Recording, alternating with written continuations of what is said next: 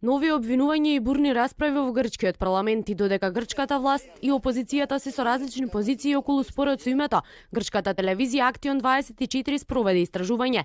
Мнозинството грци сметаа дека евентуалното решение на името ќе биде поблиску до македонските позиции, односно станува збор за 57,1% од испитаниците, а само 26,9% поблиску до грчките црвени линии. Во истражувањето на јавното мислење за конкретното прашање направена и анализа според политичката ориентација, возраста, полот, местото на живење и степенот на едукација. Од оние 57,1% што одговориле дека решението ќе биде поблиску до македонските барања, мнозинството 74,5% на последните парламентарни избори во септември 2015 година гласале за опозицијската Нова демократија, а 39,7% за Сириза.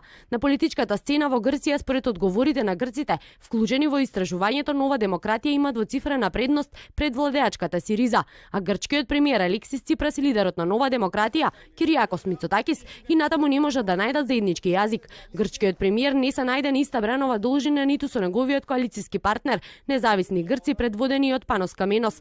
Ципрас бара нови сојузници по јазот во коалицијската влада. Тој ја прифаќа идејата на лидерот на партијата Река за формирање на Совет за национална безбедност и в понеделник ќе се сретне со Ставрос Теодоракис.